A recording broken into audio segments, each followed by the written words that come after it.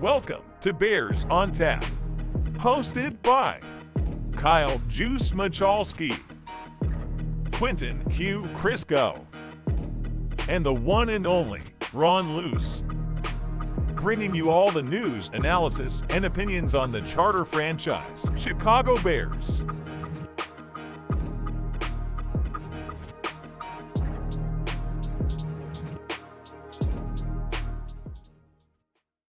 And good evening, ladies and gentlemen, or good morning if you're listening to this in the morning. But we are Bears on Tap. My name is Quentin Crisco. You can find me on Twitter at BuckHisStats, and I'm joined here, as usual, by Ron Luce. How you doing today, Ron? I'm doing good, buddy. I've changed my little tagline name here on the live stream. So if you are listening to this in podcast form, we encourage you head over to the YouTube, like, subscribe, hit the bell button. You know the drill, and you can watch these and see all the ridiculous stuff we do on here as well, besides just talk. It says "Wake me up when September's here," because I don't know about you, Q, but my mental sanity has taken a huge toll because of baseball right now. Because I'm a Cubs fan. And I am impatiently waiting for Blackhawks free agency to get here. So, like, my brain needs the ease and beauty of football in its life. So that's how I feel. But how are you doing, man? I'm doing good, man. This is the doldrums of being a primarily one sport fan, I guess. And you know, I grew up my whole life watching the Cubs, watching the Bulls, the Blackhawks, and the Bears. But as an adult, the Bears kind of became my one like outlet that I really focused on, and the others have kind of faded. So this point of year is always kind of like, well, there's nothing really happening. And it's like it's easy to create stories out of things that probably aren't really there, but Sure. so I tend to tune some stuff out this time of year and like not pay as much attention to stuff that might be in the news. But I found that this is a great time to go in depth on the roster and on the players and trying to set expectations for what we find. And that's what this series has been about. We've already done the whole offense to this point. We did an episode on running backs and wide receivers, an episode on tight ends, an O-line, and then an episode on quarterback alone. And now we are switching over to the defensive side of the football. And today we are talking about defensive tackle and edge rushers. So we're just going to jump right in on that. And we're starting off on the interior. And if you feel like only 3 names on the graphic isn't enough, I think I'm with you. But we look at this, we see Andrew Billings played 47% of the snaps last year. We see Gervon Dexter, who played 40% of the snaps, and Zacch Pickens, who played 25% of the snaps. In total, that's what? 113% of the snaps between 3 players. Sounds about right. Where you have 2 guys on the field at all times. Like that's pretty light. It's pretty light. And obviously you expect a jump in Dexter snap and Pickens snaps, but you got to create 200% of the snaps here for defensive tackles since you have 2 on the field at all times. And I have some questions about where this is coming from. But Ron, what do you think about the room right now? I think I'm largely in terms of talent. I like what's here and what's present, right? I think we all can agree we love what Andrew Billings brings, especially in the run game. You can see his PFF run defense grade. He gets a green. Anytime it's green, green is good. But I think with Gervon, I'm very pleased with what he did in the pass rush game, especially once Montez Sweat got there, because I feel like he more than anybody benefited from Sweat's arrival. I think he takes a step forward in the run game this year, and things will be a lot better. I think the same can be said about Pickens all the way around too. I think he's in a very similar spot. I just don't think he's as far along as a guy like Gervon Dexter maybe is. So I like the 3 names that are here, but Q, I'm largely with you at a position where you typically carry at least 4 on your roster, sometimes 5. Where the hell are the rest of those snaps coming from? Because you know, there's some nice players that they brought in the UDFA market. I like Keith Randolph Jr. as a potential, really just one technique. I think that's really all he is at the next level. But you still wonder, like, where the hell are they going to get some of these snaps? And I think I kind of know the answer in the back of my head, but I don't want to get too far and put the cart ahead of the horse here of where that might come from. But what's present, I'm a fan of. But I largely lean with you. The room is a little lean, and I'm not talking about the players' weights. Yeah, no, I mean, so starting at the top, like we can just, I'm just going to chat a little bit about each of these guys. Let's Andrew do it. Billings, I mean, he showed last year and throughout his career, probably I hadn't noticed it until last year because I hadn't paid a lot of attention to him, which also, I got to say, he has a really interesting career arc. I was looking through some of it today. Drafted in the 4th round out of Baylor to Cincinnati, plays out his rookie contract there. Then in 2020, signs a free agent deal with the Raiders. Mm-hmm. Sits out the season for COVID related reasons. One of those guys who got hurt by that, I think, because was it with the Raiders? I don't think it was with the Raiders where he signed initially, but wherever he signed in 2020, he sat the year. It was Cleveland. It was Cleveland. It And then was Cleveland. the next year he played some, got hurt though, and then just kind of was on minimum contracts the next 2 years after that. So he was a guy who had that some pretty significant impact from the COVID year of sitting out and getting hurt that really kind of knocked his career arc down. And so he's back up on the rise again now. He's 28 years old. So it's probably not rising that much more, but I do really think the Bears got strong value in him because of the way that career arc went. Like, I think he is on a heavy discount still, even through the extension that he got, of just like probably for him. So you got to think about it from his standpoint of he's a 4th round pick, so he made a little money, but not a lot. And then signs the deal in Cleveland, gets cut halfway through his first year playing there because he sat out the COVID year. And then it's just bouncing from team to team. He was on a few practice squads at some points in there. And the Bears really got him back on the rise. When they picked him up, he was coming back up on the rise. And now I feel like just probably one of the better value defensive linemen in the NFC I can think of.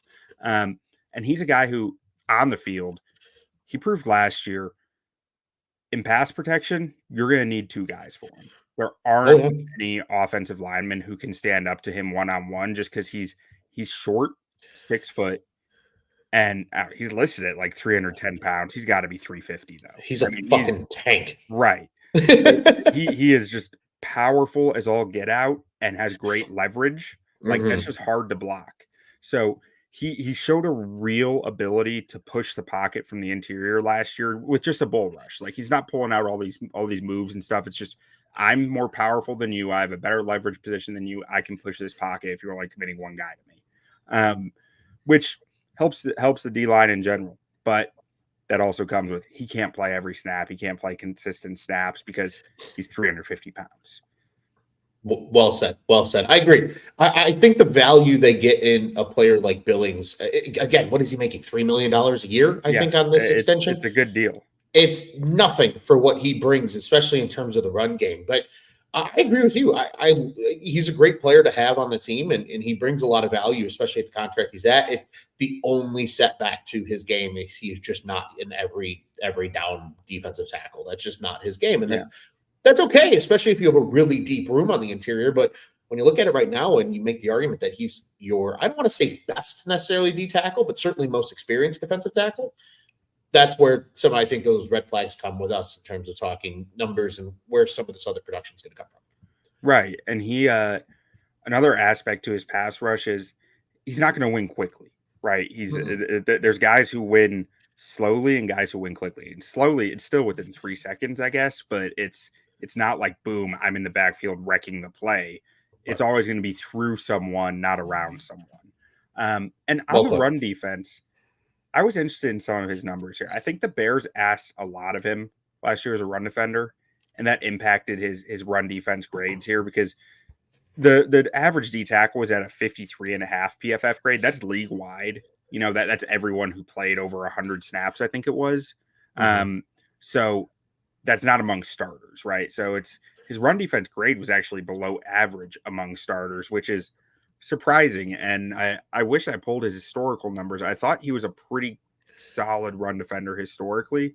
And I'm curious whether the addition of Montez Sweat might have picked that grade up quite a bit because it just added someone else who could really be more of a presence against the run in there. Yeah, somebody that has to be respected by other teams in the run game as a defensive end. And again, I think that's why I'll say my large part of the thoughts for when we actually get to the edge rushers. But again, I think why, that move in general benefited so many players on this defensive line is just what he brought. But I agree with you there. And I think, too, with Billings, you're 100% spot on, Q. Like, the Bears asked a shit ton of him in the run game. They were like, hey, man, we were really bad last year against the run in 2022. In 2023, we need you to, kind of purposely swallow guys up and pray to God that you make a couple tackles and keep our linebackers largely clean. And, overall, he did an incredible job at that. If you're asking him, what the role was with the Bears versus just what the numbers say, he knocked it out of the ballpark, in my humble opinion. I think he was phenomenal at what the Bears asked him to do. I agree with you. I think that absolutely impacted his numbers to an extent just because of the role that he was asked to play. But, you see what TJ Edwards did last year in terms of production, Edmonds when he was on the field in terms of production. I think we can credit a large amount of those guys being kept clean on more often than not to a guy like Andrew Billings. Yeah. And so looking at while you were chatting, I pulled up the historical numbers. He has had 3 years as an above average run defender by PFF grade and 3 years as a below average run defender, including last year. The other 2 years where he was below average, one was the injured season in Cleveland where he ended up getting cut. Okay. And then the other was his rookie year. So outside of those 2 seasons and last season, he has 3 years really as a consistent above average run defender. And I always wonder a little bit with the PFF grades. So I'll watch some tape and I'll see a nose tackle who's getting a way lower run grade than I expected. Mm-hmm. And I'm not sure if they're accounting for, like you said, the eating up of the blocks the same way. Which I'm sure they might have good reason not to, but the way that I tend to see it, I don't care if the guy got pushed a few yards back from a double team or a combo block, as long as that blocker didn't reach the linebacker and the linebacker went and made a play near the line of scrimmage. I'm okay with that because he kept the linebacker clean. And so on a lot of these plays, right, on inside zone, on duo, it's you get the combo blocks. So you get the guy but 2 blockers each have half the man, but then one of them peels up to the linebacker. Yep, you work the steps. Right. If he can occupy that secondary blocker long enough that the linebacker can go make a play, to me, that's a win for a nose tackle. I don't care where he's on the field. 100%. I'll even talk about it just from a former offensive lineman standpoint. That is exactly how you attack it, especially in inside zone. It's you work stacks. That's what I was taught in college, and I'm sure it's similar terminology no matter where you go. But it's always, more often than not, you have that linebacker stacked over either a nose or maybe he's slightly outside the nose, and that's your stack. So it might be a center left guard combo if you're running to the one tech side. If it's a backside one, it's that left guard and probably the center giving him an arm to move up to that next backer. And look at what Edwards did in terms of production. And I bet you there's tons of plays on the film where you go back and Billings is eating up 2 blockers, and it's allowing guys like Edwards and Edmonds to run free and make plays at the line of scrimmage. And that's exactly what you ask for. And I'm willing to bet you there's some of it, Q, where PFF might not necessarily take the scheme into account. And I think that's what it is. Maybe it's not so much responsibility, because it's really easy to sit there and go, well, this is a blah, blah, blah defense. He's trying to win in the B gap, or he's trying to win in the A gap or whatever. Whereas in terms of, especially in the the Tampa 2 inspired 43, right? Your job as an interior nose. Look at Tank Johnson, right? Back in the 2000s with the Bears. Look at, what Israel Adonijah was at times, for the Bears, kind of as that one technique. You are asked to eat blockers so your elite linebackers can go make plays. And that's exactly what Andrew Billings did. So I agree with you, Q. I think if you and I sat down and graded Billings' film, we would probably have a lot higher run grades for him just because of what he's being asked to do versus what he's physically doing in terms of production at the end of the play. Right. So And I'm just thinking about this from the Yeah. like the 4-3 front. Your 3 tech is usually lined up to the strong side of the formation, right? Typically, yes. Yeah. So your weak side back or your guy who you have coming downhill is playing behind Billings. So to Yes. me, if TJ Edwards was the will more often than not, I felt Yeah. like. He And was. so He he was was because playing Edmonds. directly behind Billings, and so Yep. TJ Edwards having so much production, I hope he got Andrew Billings a good Christmas gift. You know, that's the Exactly. way that kind of goes. It's incredible. I was watching I was watching Ravens tape the other day. And it was like Michael Pierce might be the best nose tackle in the NFL, and I don't think he gets the credit he deserves because he's been injured a ton. But anyways, Sure. something that doesn't get talked about when you see, all the stuff out there about how incredible Roquan Smith is for the Ravens now Mm-hmm. is Michael Pierce eating up 2 blockers in front of him on an extremely consistent basis and keeping him clean all the time. Yeah. And that's absolutely something that needs to be considered when you watch film. And I think in both instances, right? Like Edwards is a great playmaker as a linebacker. Like I bet you there's instances where he's working through a block to make a tackle. And the same goes for a guy like Roquan as well. And we saw it when he was in Chicago too. But there is something to be said when you have a true one that can eat blocks like that.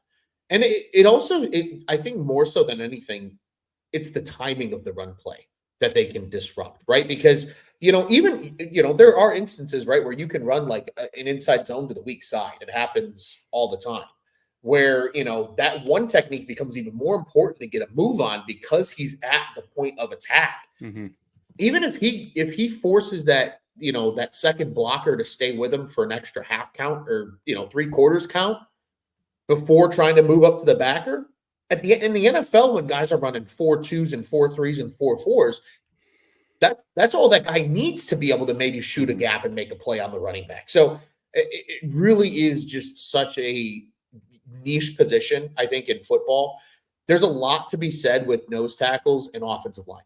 Like they really don't get a lot of the love, but without a strong nose tackle in a large majority of NFL defenses, you are going to be exposed as a defense if that guy's not able to do his job and just simply eat space. And I mean, Andrew Billings is probably one of the better ones in the league in terms of just eating space. Yeah. And especially in today's age of linebackers where guys are 220. Right. Exactly. They're not the 250 Hulks that they used to be most of the time. Well said. Moving on to Gervon Dexter, who his draft profile was much heavier based on the run defense upside than the pass rush because you knew there was upside in the pass rush because of his athletic tools. But where he really shined in college was with his brute strength in the run game. And in the NFL, that became a bit more of an issue for him because technique was never his thing, right? He was raw, he was young, inexperienced, so you had an excuse, like a reason to believe this kid's going to get better at it.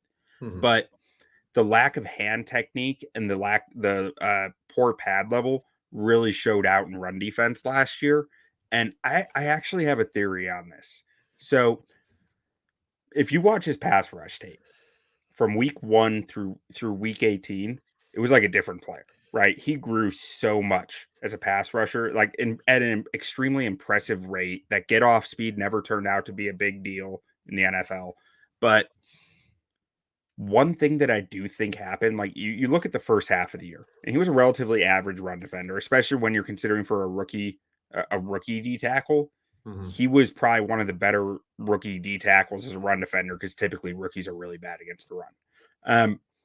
Through like week 8, from week 9 on, he was an absolute roller coaster that only went up once or twice. Like it was just down, down, down, down, down, back up, down, down, down, down, down. Like, and when I was watching some of the games, like rewatching them this week, specifically for Dexter, some of the things I noticed was he wasn't using his hands, right? It was almost like he was taking every snap as a chance to shoot into the gap, and it was just how fast can you get through there? So when he did face a combo block, he just got the lights knocked out of him. right? just It was like just blindsided. And part of me thinks that was the coaches saying, don't worry about that. Just get your pass rush going. Just play when you're in there, you are in there to shoot gaps. So do that. And it kind of adds up with the snap counts too. You look at the first few weeks of the season, he was playing double-digit run defense snaps. Mm-hmm. Then it started going down to where he's playing single-digit run defense snaps pretty much the rest of the year. Yeah. Where it's like, okay, so he was pretty much a passing down football player for them last year. And we need to see him come into this year being able to be an every down player based on where this room is. 100%. Yeah, he's going to be needed much more this season. And I bet you there's probably numbers to back this that I just don't have in front of me right now. But they probably did at times move a guy like DeMarcus Walker down into maybe a 3 technique and allowed Billings to play the 1 in that run defense scenarios. Because then that kept them to, keep Dexter fresh and allow him to play just that kind of shoot the gap type style. And Justin Jones.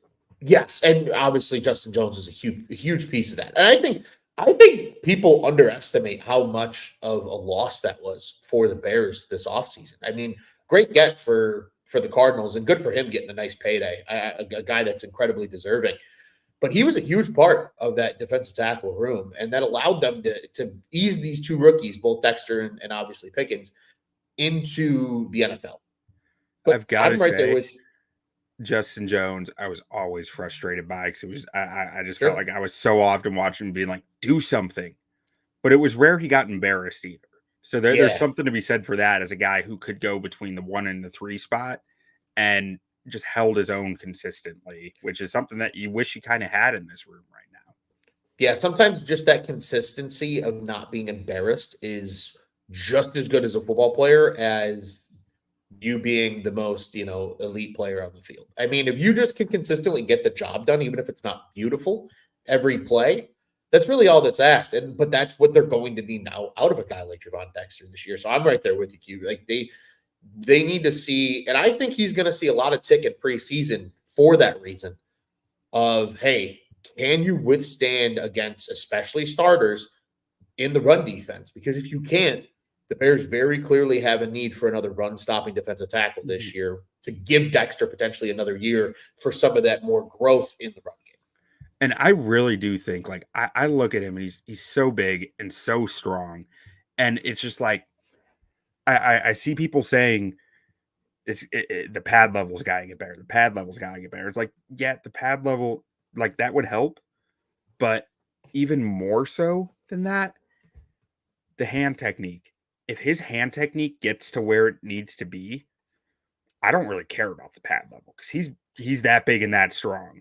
I'm confident he can be serviceable in the run game as long as he is meeting combo blocks with his hands, not getting blindside, not getting shots in the hip that are just knocking him to the ground, knocking him off balance and letting them drive him upfield. As long as he is, using his hands independently, going into a block, being able to catch the combo block coming into him and say, okay, now I'm working from here. Now I got to split these guys. Like he's strong enough to do it. And it was framed to me this way today. And I really liked it of how often do guys this big and this strong not figure it out? They usually do. Yeah.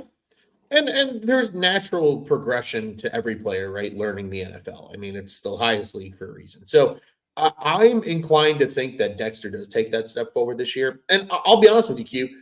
To me, a big step forward to that is, hey, if you feel that combo block coming, instead of just getting blown up, even if you're able to hold your ground and maybe get that, that left arm in there to try and split the double team, maybe you don't successfully split it. But as long as you can give that combo block a hard time, it's going to free up everybody else on the defensive line that's working in a 1v1 situation. And that is still a progression in his growth as a run defender. Yeah. And there were times we saw that happen last year, which is why I'm like sitting here, like scratching my head at it and why I came up with this theory of like they must have just been asking him to get off the football and get into the gap because Yeah. like we saw him meet some of these combos and succeed against them. And then it just kind of stopped. Yeah. So something changed there with the technique they were asking him to do. Now, moving on to Zacch Pickens, who played a lot less snaps, only 25% of the snaps. And he played kind of out of position at times. Like he was billed as being the one technique. He actually played more three tech or more in the B gap than the A gap last season. So he wasn't playing that much true one technique, but I think it was more role in the defense than where he actually lined up because there were times where he might have been in the B gap, but probably shaded towards an interior spot or something along those lines where he is playing more of a run stuffing spot or a eating up two guys spot. And part of why, as I was watching all this and realizing it, I think part of why the Bears had him playing that one tech role or that nose tackle role, even if it wasn't necessarily at the one tech, the nose tackle role is because he is much better with his hands than Dexter. He's much more prepared to meet those two guys and much better length. 34-inch arms. You don't find that in the interior defensive line that often. And usually when he did win as a pass rusher, it was due to that length. I thought like he was getting into guys and driving them upwards, like getting that, upwards movement on them because he just had longer arms than them. And it was that simple for him sometimes. Now, he wasn't blowing anything out of the water either. Like Zacch Pickens had a okay rookie year, I guess would be the best way to put it. Most of his flashes, I thought, did come at the three technique spot, which is hopefully where we see him more this year, picking up more of the Justin Jones slack that has left.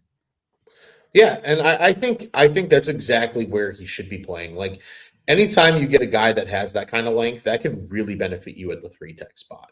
And a combination of him and Gervon Dexter as kind of that three that, like you and I have talked about before, right? They can play the one if you need them to. But in a perfect world, like you want them to be in that three as much as humanly possible. And great length goes a long way, especially on the interior as a pass rusher, because most interior guys don't have a lot of moves. Not everybody's Aaron Donald. Not everybody's, Cam Hayward that can pull out 3-4 moves on the interior D line. If you've got a good bull rush and maybe either a chop or, a rip or maybe a decent swim, if you have the opportunity once in a blue moon to do it, that's more than enough to get by in the NFL. And having those long arms, if you're able to knock that offensive line back and out of his base, more often than not, you're going to get that win. So absolutely agree with you there, Q. It's a huge asset for him having that kind of length on the inside.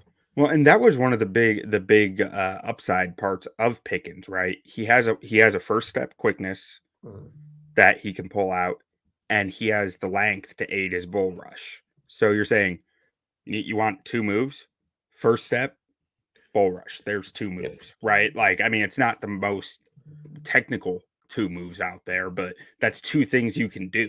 And it's similar with Dexter. And those are two things you can do. Dexter's bull rush is a bit more raw power than Pickens is, or quite a bit more raw power than his is. I mean, I think it's hilarious watching Dexter sometimes. He's just a brawler. He's just out there socking guys. Like, he just punch him out of the way and go. Like, I love it. But with Pickens, I do think his run defense got undersold, and I still think it's being undersold. I don't think it's a strength, but I think it got sold as like this guy cannot play the run, and I just don't understand where that came from because he's fine at it, and he's definitely more technically sound than Dexter is. I don't think he should be standing up to double teams, but I do think that he can hold his own weight there at either spot. Or not either spot, really at three tech. I don't think he should be counted on as a run stopping nose tackle because he just doesn't have the power for it. Yeah, indeed. I agree with you. I have nothing else to add there. Keep him at the three as much as humanly possible. I think you see the best version of Zacch Pickens. Yeah. And one last thing with Dexter that I think is interesting is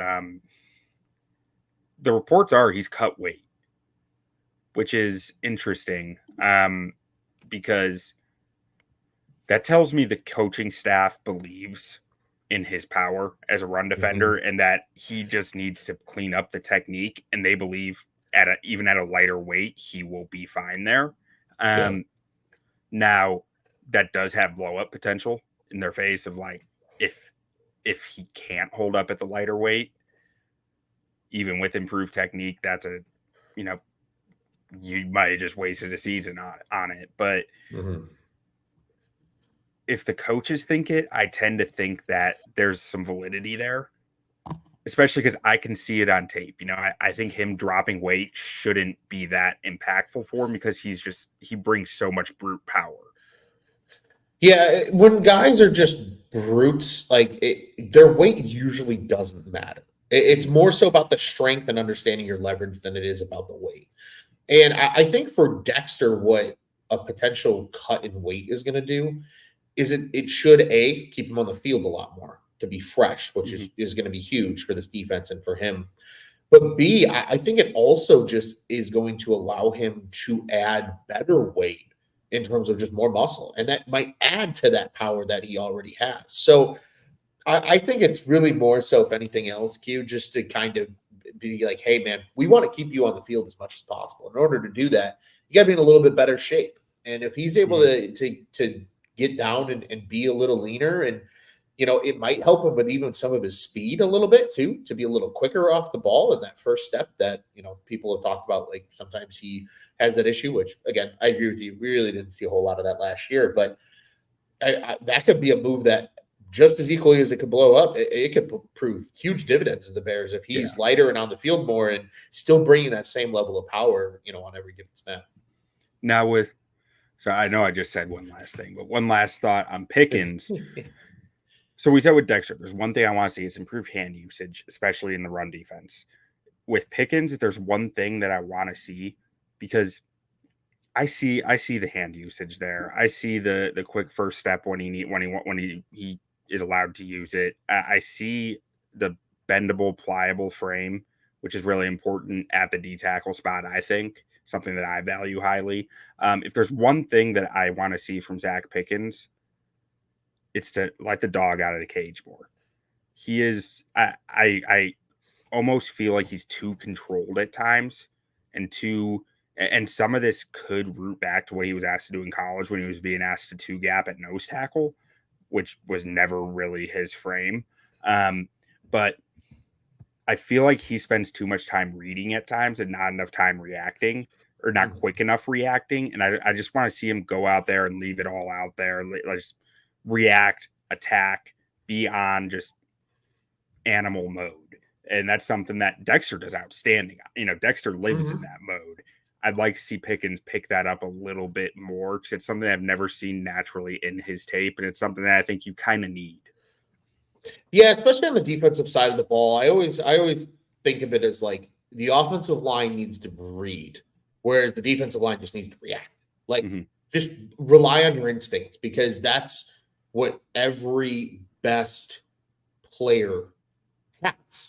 Aaron Donald had those killer instincts, right? Montez Sweat has those killer instincts. Every great pass rusher at either side, either interior or exterior, has just that innate ability to instinctually find the football. And I agree with you. I think if Pickens does more of that, it's almost like sometimes you just got to shut your brain off and just see ball, get ball, right? Like let the ADHD kick in and be like squirrel and just go get it. Yeah. Because sometimes that's where, like you said, that's where it allows that true, just pure physicality to shine at its brightest. When guys are just shutting their brain off and just going for it. If you look at Zacch Pickens' player profile, it's the one thing that holds him back. Physically, he has everything you want. It's just a question of letting that dog out of the cage more often. Yeah. Let him off the chain. Keep the cage unlocked. Yeah. And then so at the UDFAs, Keith Randolph Jr., he mentioned a little earlier. I know a lot of people like him a lot because he's an Illinois guy. I have questions about how much impact he can really bring. I think that he is truly, I was surprised that he signed here. I thought his best shot in the NFL was as a 5 technique in a 3-4 front. But hopefully he can prove me wrong. I know he has a basketball background. I always felt like I wanted to see more from him playing next to Johnny Newton because he didn't have that. He had a lot of pressure taken off him from playing next to Johnny Newton.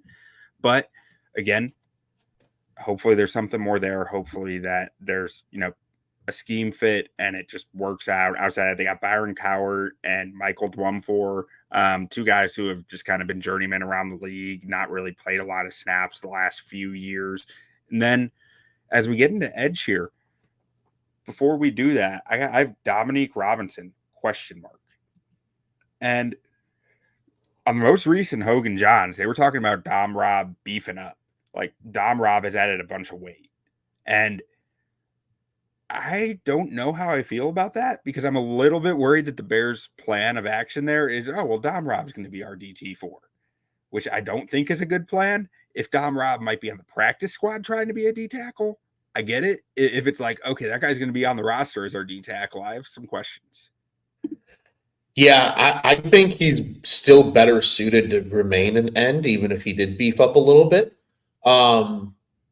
Because we also heard that about a guy that you have listed here, right, as well as Austin Booker. Like, we've already heard that he's looking bigger than he did in college as well. So I'm fine with them getting bigger to be DNs. I think that was the one thing that really hurt Dom Rob was he was that small. Like, even as an edge rusher, I think that kind of hurt him at times. Made him a little more one-dimensional as a pass rusher. So I'm hoping it's more so that than him kicking inside because to me, what the Bears need to do at the defensive tackle position, and I feel the same way about edge. I know we're going to talk about it here in a second, but bargain bin shopping when cuts start to happen absolutely needs to be a thing for the Bears at every defensive line position. 1 tech, 3 tech, and both edge spots. Like, if you can add one guy in the interior and one guy in the exterior via just cuts that teams are making, I think we all feel a lot better about the situation at hand with the defensive line. And for reference, at the NFL Combine, Dom Rob was 253 pounds. So you had to think his playing weight was around 260. So, I mean, adding weight, if he added 15 pounds of muscle, he's pushing 275 at that point. He's entering DeMarcus Walker size territory, who is a, fringe 3 tech edge kind of tweener. That's fair. It could be interesting. I mean, maybe that's more so with the intention cue of him having a little more of that DeMarcus Walker role of kicking inside on passing downs. Maybe he plays more of that. Hey, we need you to be bigger so you can stop the run on first and second down. But then maybe because you are a little bigger, especially if they're able to go out and get another edge, or if just Austin Booker steps up and plays like what everybody keeps talking about. Oh, hey, if he went back to school, he could have been a first-round pick. If he comes out and he has that kind of development over the course of the season, I don't think that's a bad thing at all, having 2 guys on the roster like that who can rush from multiple spots on the line. Yeah, no, I mean, I think that there's some validity to that, and having him as kind of the backup to Walker in that role, I think that could make some sense because, I mean, it might not be rostered, that might be a practice squad guy, but that's still a guy that you can try to keep in-house and continue to develop. I'm just not sure I want to see Dom Rob getting a whole lot of snaps this year. That's really where I'm sitting with it. But getting to the more marquee guys, like Montez Sweat, the impact he had for this defensive line last year was huge. The way that they were really able to come on and be a league average, maybe, unit after being probably the worst D-line in the league the first, 8 weeks of the season. That was a huge jump. The Tez effect was real, and it should continue. I don't see any reason why it won't. I mean, I think they signed him to the extension. He's 27 years old, maybe 28. We'll do a spot check on that real quick. He might be a little younger than that. I'm not sure exactly. But one of the reasons why I really liked Montez Sweat, and when this trade went down, I remember people saying, Chase Young. I was like, that's the wrong guy. You don't want Chase Young. You want Tez. Like, Montez Sweat, his length and his power and his play style should allow him to age pretty gracefully because he is always in control of the rep. When you have enough length to really have more length than anyone you play across from and enough power to consistently control them, you're not taking the same hits you will when you're shorter armed or maybe a little weaker and can be tossed around. He can't be tossed around. His length allows him to get into blockers before they can get into him, which means he is in control of the rep more often, and he's not taking weird angle hits to the knee and to the hip, to his side. Like, he's not getting tossed and turned and bruised up the same way that some other players are, which I think will age really nicely. Yeah, anytime you're able to keep yourself clean at any position on the football field and avoid those awkward hits, I agree with you. The aging process is a lot more graceful for those type of guys. He is still really young though. So confirming he is 27, but he will turn 28 on September 4th. So essentially at the beginning of the season, he turns 28. But nonetheless, you figure you have him for what, 4 years? So 28, 29, 30, 31. The prime of his career, you at least minimum have him under contract. And that's huge for this Bears D line because, again, like you said, I don't think there was a single player in football last season who changed uniforms. Actually, I shouldn't even say I don't think. I know that there was not a single player in football last year that changed uniforms after free agency that had the same level of impact that Montez Sweat did on this Bears defense. They went from being as a total unit, painfully average to below average, to being one of the best defensive units as a whole in the league after he got there. It really allowed Eberflus to run his system the way he wanted to. Sure, it wasn't the three technique that we all think of when you think of the Eberflus style defense, but Sweat brings to this defense a lot of the attributes that those elite three techniques do in historic Eberflus defenses. Being able to stop the run, being an elite pass rusher, and helping control the pocket. And Montez Sweat did both of those things incredibly well when he got to Chicago. And also, I mean, if you want to think about how guys with length like this age, you can look at Calais Campbell. 35 plus inch arms. Chandler Jones, 35 plus inch arms, played a long time in this league. Dietrich Weiss, 35 plus inch arms. Aldon Smith, who, was in and out, but he came back for the Cowboys like 2 years ago, and it was like he never left, I mean, Myles Garrett, he's not that old yet, but he should age pretty well. Super long arms. Like Cameron Jordan, 35-inch arms. These guys with length really have staying power in this league and can play into their mid-30s. Like, it's a game changer for them. Yeah, health is the biggest key for a lot of these guys, especially when you're in the war in the trenches on a play-to-play basis. And you just listening to those names that you listed, like those are all guys that 8, 9, 10 years in the NFL, if not more, right? Calais Campbell has I don't know if he's signed anywhere yet, but he's got the chance to sign and be in his 15th NFL season or some crazy shit like that. I mean, Cam Jordan's in like his 15th or 16th NFL season now with the Saints. Like, these are guys that have been around for forever and have been not just around forever, right? Because it's one thing to be around forever, and not to throw shade here, but Mercedes Lewis just signed with the Bears. That's obviously a big piece of news that just recently came out to be that tight end 3 now in this tight end room that we just talked about not too long ago, just a couple weeks ago. But he has largely and later in his career just been like a run blocker, and he might catch a few passes, right? He's not the same tight end he was in the earlier days with Jacksonville, and then 34.5-inch arms on Mercedes Lewis, by the way. There you go. See, it's a thing, it's a trend. But it's not that situation with a lot of these defensive linemen that you've stated, like Campbell and Jordan. These guys are still producing at that age too. So who knows? Maybe Montez Sweat continues to play really well through these 4 years, and maybe he signs another contract with the Bears in 6 rounds, even longer. I think he's sticking around somewhere even longer. Like to me, guys like that who are built like him, as long as the fire's still burning, they keep playing. And into their like mid-30s, because they can. Like he has such great athleticism, but he also has power, and that power in length is something that will never go away, right? Like the athleticism, the speed, the agility, the bend, that might go away at some point. It probably will go away at some point, but the length and power won't, which means at the very least he'll continue to be a run stuffing base end who can win a bull rush, like as long as he isn't taking those awkward hits, which we've already touched on. if Sweat loses some of that bend as he ages, would you start to play him as like a base end that kicks inside?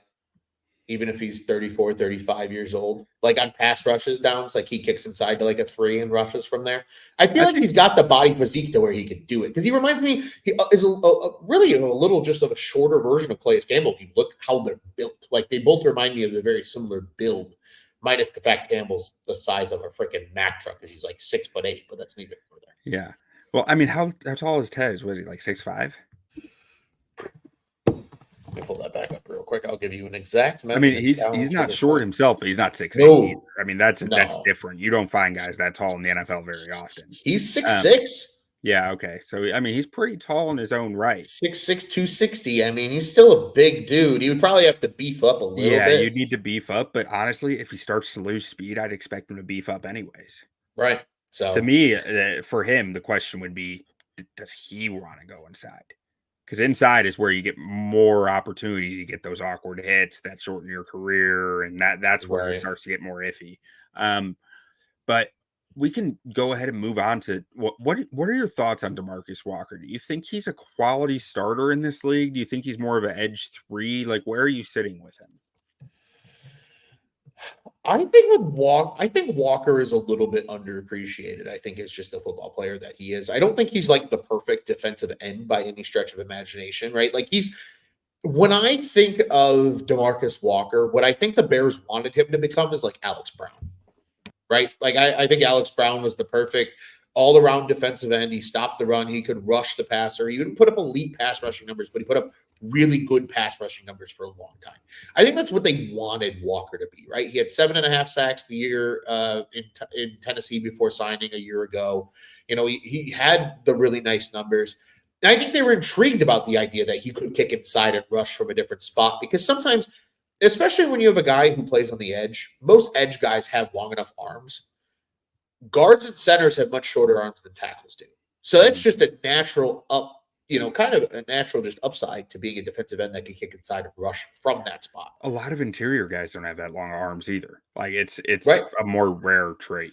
It's very much a DN thing. And that's why I think it's a unique thing that teams like to try and exploit, because if you have a guy who's dynamic enough and big enough where he can kick in and he's not going to get bullied, that length might give him an opportunity to be a little bit of a difference maker from, let's say, like that 3 technique spot on pass rush downs.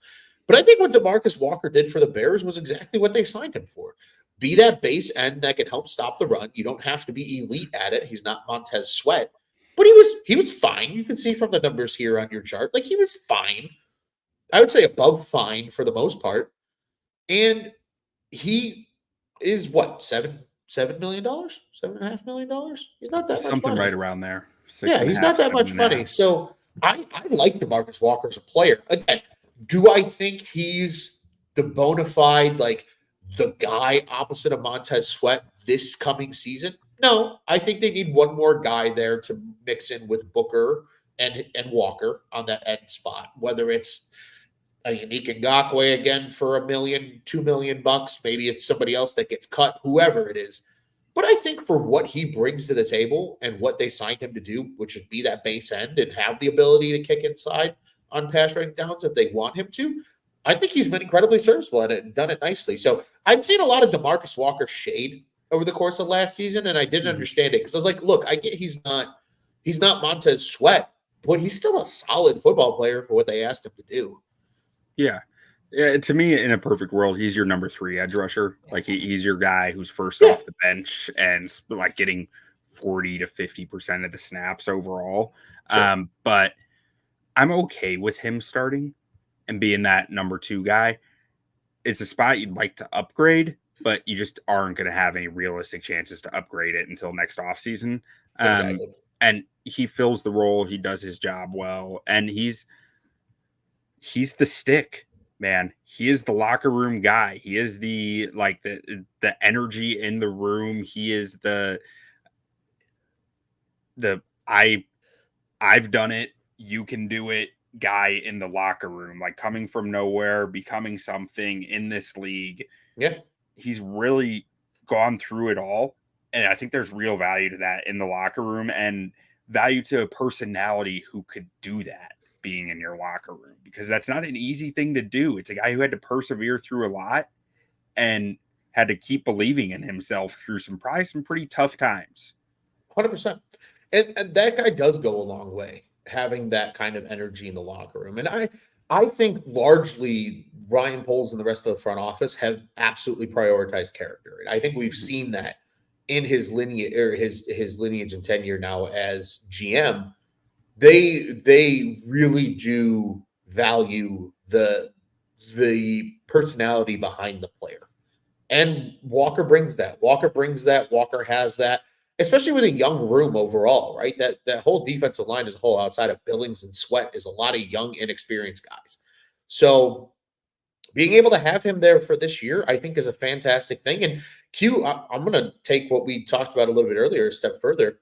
Knowing that Walker's going to hit free agency next year, he's probably not going to be back with the Bears unless he comes back on a pretty team-friendly deal.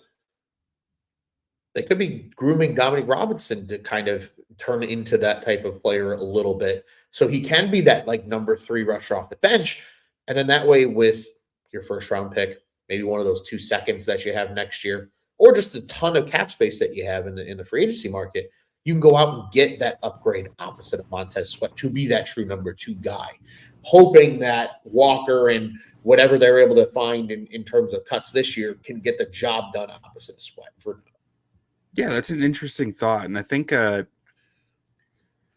interesting, because I also think Austin Booker can fit that mold eventually. I think Austin Booker is going to be a dude.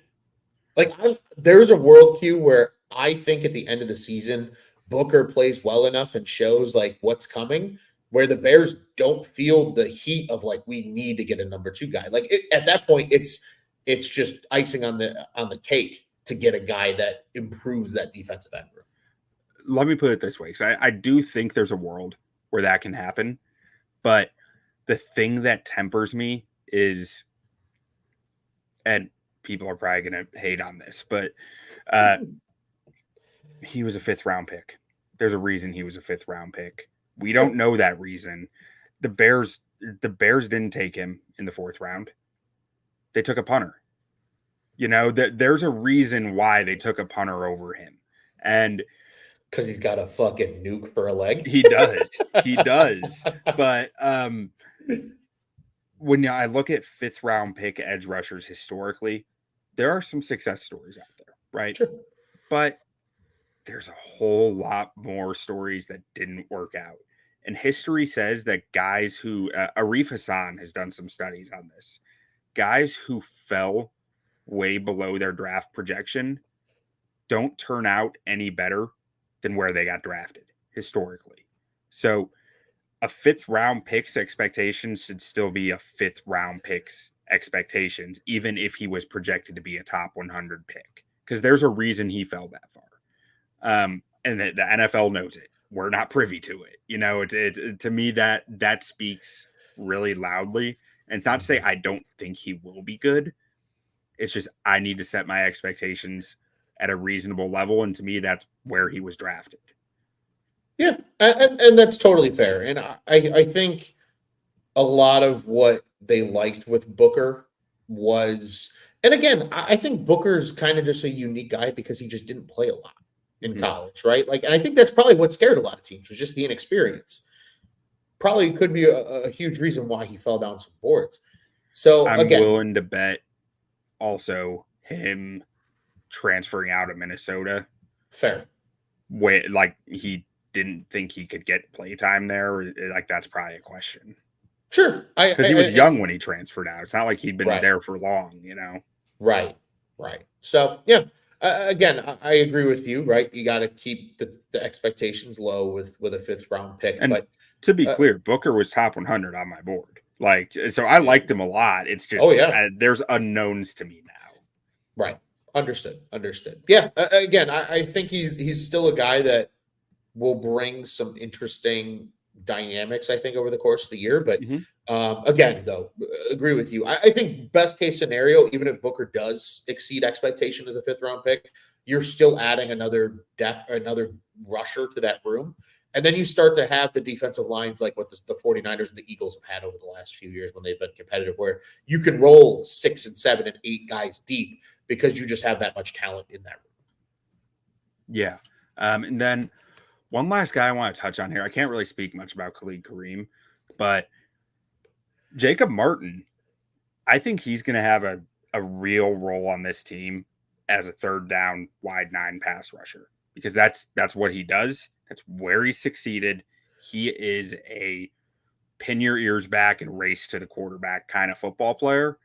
And that's, I think, something this team needs. Like he typically only plays around 20% of the snaps, but I mean, you can look at his pressure rates here: 13% pressure rate, 20% on true pass sets. Those are the best 2 figures on the team. Yeah.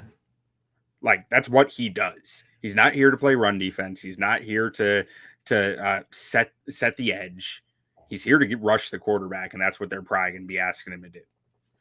Yeah, and the numbers support it, like you said, Q. And that's okay to have that guy, especially when you're not paying him a ton of money, right? Jacob Martin, a depth name on this list. But when you have that guy who can just trot off it's 3rd and 8, they're going to throw the ball, and he can just come fresh off the sideline, trotting in, and it kicks a guy like DeMarcus Walker down a spot. Maybe it's Gervon rushing from the 1 just to give a different look, and you got Montez on the other side. He's probably going to get one-on-one opportunities with the tackle. And again, he's got the numbers to support that. He is a successful pass rusher. And having that guy that can pin the ears back and go do it is fine, as long as that's not the guy you're paying $20+ million a year to. Realistically, when he's on the field, you're talking a race car package, right? You're talking Montez Sweat, Gervon Dexter, DeMarcus Walker, and Jacob Martin. Or, maybe you have Zacch Pickens in there instead of Walker or Dexter. But, like, you're getting speed guys out there, and it should be a pretty solid package, I'm thinking. And it brings a different element. The Bears haven't had a speed rusher like this in a while. Not that I can think of. I was going to say, who's the last speed rusher that they really had? Robert Quinn. Yeah. Like, and not to say he is Robert Quinn, right? We're not expecting 18 sacks from the guy, but he is in that similar mold of football player and a guy who is going to be out on the field with those speed threats as well. Now, there are a few free agents who I think are worth talking about between mostly the edge position, really. I mean, so there's Emmanuel Ogbah, who really fits what the Bears look for here. It, like, very similar to DeMarcus Walker type mold, 6'4", 270 pounds, 35.5-inch long arms. And he's produced fairly well. I mean, he had 20 pressures on 172 pass rush snaps last year with 6 sacks. He got cut by Miami. I believe he had an injury last year that cut his season pretty short because he only played a little less than 300 snaps on the year. But he is, if I'm being honest, so he broke his foot, needed surgery, and missed the final 6 games of the season. The fact that he's still available does make me a little nervous that maybe the injury might have been more than what or I'm sorry, that was old. The foot injury was old. He tore his tricep in week 10. So that's actually not an injury I get that worried about. It's like a torn tricep probably sucks, but it heals, and it's not like a ligament or not like a foot. A broken foot is something that I continuously worry about for a guy who's near 300 pounds when it comes to stress fractures and stuff like that. But a torn tricep, like, that's something you come back from. Oh, 100%. Yeah, you can heal from a torn tricep. It takes obviously a little bit of time, but definitely one of the muscles that is less concerning by far. And him getting cut was really a cap casualty more than anything, I believe, then. And some other guy, Calais Campbell, really similar mold. I think he'd fit. I think I'd like Ogbah better, though, because I think Campbell might be a better football player, but I think every single season is a further risk with Campbell of, like, man, is this going to be the year it happens or not? And then there's Carl Lawson's out there. I couldn't find much info about his injury.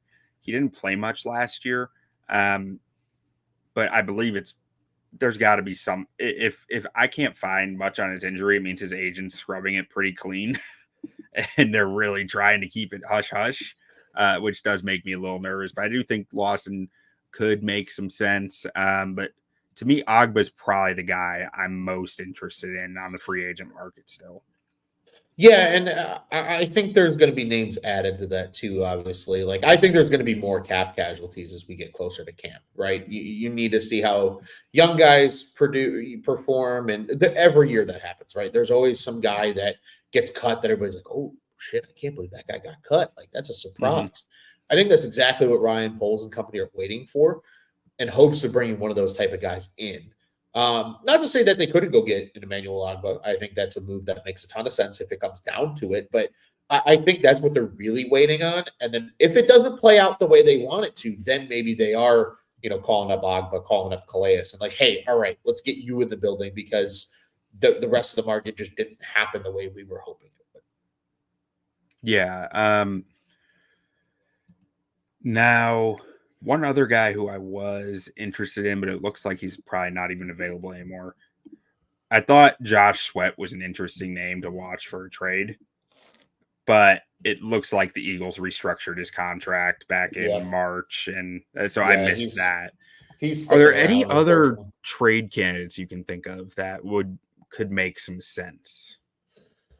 Oh, trade candidates. That's a good question. I don't know. And so usually when I'm looking for this, I just pull up the next year's free agents. And I mean, DeMarcus Lawrence is 33. BJ Hill is 30, and since he isn't, and Dallas either, they're not moving a guy in a year where they think they can compete. No, it's pretty dry, honestly. I'm not seeing much that would make sense. I think Sweat initially was the big guy that people were hoping was going to become available to trade, and as soon as the Eagles made it work, I think that dried up that market largely. Now, granted, there's teams that you just are talking about here, right, where you're expecting certain teams to compete. There's a world where maybe that team just falls flat on their face out the gate and they would rather just take the pick. I think that's absolutely a world where that happens too. So it's probably a wait and see, but I think if they're upgrading, though, it's still via the free agent market. I don't think there's going to be much available via trade unless there's a team that's getting ready to cut a guy and the Bears like, hey, we will trade you a 7th round pick or a 6th round pick just so we can get that guy in the building rather than have to compete with everybody once he gets released. Yeah. So what, this free agent class, that'd be like the 21 draft class, right? Because 21, 22, that'd be 4 years. So they'd be looking at 5th year option. Like that was a weak edge rusher class. That's why like Kwity Paye, I think he might have gotten extended. Greg Rousseau, Jalen Phillips, who's been good but dealt with a lot of injuries. I mean, Christian Barmore just got locked up in New England.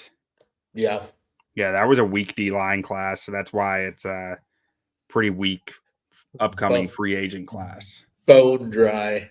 Yeah, that's probably why you'll see the Bears use either a 1st or a 2nd round pick next year, is my guess on probably an edge rusher. Yeah. All right. Well, I think that wraps it for us, Ron. Do you have any other final thoughts before we close this thing out? I just hope Ryan Poles adds a couple more bodies that improve these rooms. But I think where things are in terms of what's here, it's a big development and growth year for a lot of these guys on the D line. But I'm just excited to see Montez Sweat for a full season in a Bears uniform. That excites me quite a bit. I just can't wait to find some answers at D tackle because there's going to be something more. I just don't know if it's going to be any good or not. It's fair. There has to be something more here. It doesn't make sense with only 3 guys, but we will find that out eventually, more likely later than sooner, considering the time of year. But when we do, we'll be here to give you all our thoughts and opinions. Ron, what do you say we get out of here the only way we know how? Bear down, baby. Bear down.